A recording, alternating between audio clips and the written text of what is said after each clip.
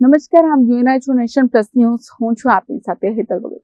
વડોદરા શહેરમાં ગેસ સિલિન્ડરની અછતની અફવા ફેલાઈ રહી છે. આ મામલે શહેરીજનોને વધારે ભ્રમિત કરવા આમ આદમી પાર્ટીના 7 કાર્યકરોએ કલેક્ટર કચેરીએ પહોંચીને નોટંકી કરી હતી. શહેરમાં ગેસ સિલિન્ડરનો પુરવઠો પૂરતા પ્રમાણમાં છે, આવું જિલ્લા કલેક્ટર ડોક્ટર અનિલ ધામેલા અગાઉ જણાવી ચૂક્યા છે. તેમ છતાં વડોદરા શહેરના આમ આદમી પાર્ટીના કાર્યકરોએ ગેસ સિલિન્ડરની અછતનો મુદ્દો ઉઠાવી રાજકીય રોટલો શેકવાનો પ્રયાસ કર્યો હતો, જેના ભાગરૂપે આજે આમ આદમી પાર્ટીના એક મહિલા સહિત 7 કાર્યકરો પ્રતિકાત્મક ગેસ સિલિન્ડર લઈને કલેક્ટર કચેરી ખાતે પુરવઠા અધિકારીને આવેદનપત્ર આપવા પહોંચ્યા હતા. પુરવઠા અધિકારીને આવેદનપત્ર આપતા આમ આદમી પાર્ટીના કાર્યકરે કલેક્ટર કચેરી દ્વારા જાહેર કરાયેલા હેલ્પલાઇન નંબર બંધ હોવાનો મુદ્દો ઉઠાવ્યો હતો. જ્યારથી આપણી આ મીઠી સરકાર આપણા ગુજરાતમાં આવી છે ત્યારથી બધી દરેક વસ્તુમાં પબ્લિક લાઇનમાં જ ઊભી છે. પછી આધાર કાર્ડ હોય, પાન કાર્ડ હોય, રાશન કાર્ડ હોય, ગમે તે કાર્ડ કઢાવવું હોય. હવે છેલ્લે બચેલું ગેસનું બોટલ, તો એ ગેસના બોટલ માટે બી હવે બધી પબ્લિક હવે લાઇનમાં ઊભી છે. એટલે લોકોને હવે આ સરકાર પરથી વિશ્વાસ ઉઠી ગયો છે. પણ આજે અમે પુરવઠા અધિકારીને કલેક્ટર કચેરીમાં મળવા આવ્યા. એમને આશ્વાસન આપી દીધું છે કે ભાઈ આપણા પાસે મોટી ગેસ જે છે સારી માત્રામાં આપણી પાસે ગેસ છે, એટલે વડોદરા શહેરની પબ્લિકને કોઈ ચિંતા કરવાની જરૂર નથી. અને એ હિસાબે આજે અમે એ લોકોને આવેદનપત્ર આપ્યું અને એ લોકોએ આશ્વાસન મને આપેલું. આજે પણ લોકો તો હેરાન થઈ રહ્યા છે. ક્યાં છે સ્ટોક? આ સરકારમાં તો લોકો હેરાન જ થાય ભાઈ, કેમ કે એટલે તો હવે દરેક લોકો એવું કહી રહ્યા છે કે એક વખત પરિવર્તન ગુજરાતમાં જરૂરી છે. તમે શું માનો છો આશ્વાસનને લઈને? હા, આશ્વાસનને લઈને શું માનો છો? અધિકારીના આશ્વાસનથી લોકોના ચૂલા જલશે?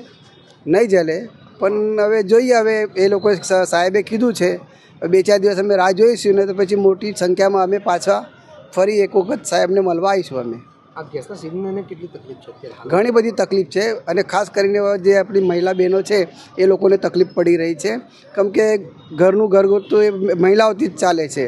એટલે અમે તો વડોદરાના તમામ લોકોને પણ કહીએ છીએ કે ઘરના લોકોને, મહિલાને પહેલાં સાથ આપો તો જ આ સરકાર જાગશે, બાકી સરકાર જાગવાની છે નથી. જોકે નેશન પ્લસ ન્યૂઝ દ્વારા ગેસ સિલિન્ડરની ઇન્ક્વાયરીને લઈને જાહેર કરાયેલ હેલ્પલાઇન નંબર બંધ હોવાના આમ આદમી પાર્ટીના દાવાનું ફેક્ટ ચેકિંગ કરવામાં આવ્યું હતું, જેમાં આમ આદમી પાર્ટીનું જૂઠાણું સામે આવ્યું હતું. નેશન પ્લસ ન્યૂઝના સંવાદદાતાને હેલ્પલાઇન નંબર પરથી સકારાત્મક પ્રતિસાદ મળ્યો હતો. હેલ્પલાઇન નંબર પરથી વાત કરી રહેલા અધિકારીએ જણાવ્યું હતું કે સવારથી 400 જેટલા કોલ ઇન્ક્વાયરી માટે આવી ચૂક્યા છે. આવી પરિસ્થિતિમાં ઘણીવાર લાઇન વ્યસ્ત આવી શકે છે, તેથી હેલ્પલાઇન બંધ થવાની વાત એ માત્ર અફવા સમાન છે. આ વાત જિલ્લા પુરવઠા અધિકારી ગીતા દેસાઈએ પણ દોહરાવી હતી અને ડોમેસ્ટિક ગેસ સિલિન્ડરને લઈને ચિંતા ન કરવા અને અફવાઓ પર ધ્યાન ન આપવા વડોદરાવાસીઓને અપીલ કરી હતી. હાલની જે ઈરાન અને ઇઝરાયલની યુદ્ધની પરિસ્થિતિ પ્રવર્તી રહી છે, હું વારંવાર વડોદરાવાસીઓને એક જ અપીલ કરવા માગું છું કે વડોદરા જિલ્લામાં ડોમેસ્ટિક ગેસની કોઈ જ અછત નથી. વડોદરાવાસીઓને એક જ અપીલ છે, નમ્ર અપીલ છે કે તમે પેનિક ના થાવ અને તમે શાંતિથી, બધાને ઓનલાઈન બુકિંગ પણ શરૂ છે અને ગેસ એજન્સીઓ પર બિનજરૂરી લાઈનો કે તડકામાં ના ઊભા રહેશો. જેને પણ પ્રશ્ન છે, અમે હેલ્પલાઇન નંબર પણ જાહેર કર્યા છે અને એલપીજી આપણે જે ઘરેલું ગેસ છે એમાં કોઈ જ અછત અત્યારે હાલ આપણી પાસે સ્ટોક પણ સફિશિયન્ટ છે અને વીજીએલ થ્રુ અને ગેલ થ્રુ જે ગેસ આપણને પ્રોવાઈડ થાય છે પાઇપલાઇન મારફતે, એમાં પણ કોઈ પ્રશ્ન નથી. અત્રે ઉલ્લેખનીય છે કે નેશન પ્લસ ન્યૂઝના ફેક્ટ ચેકિંગ દ્વારા આમ આદમી પાર્ટીના રાજકીય રોટલા શેકવાનો પ્રયાસ નિષ્ફળ રહ્યો છે.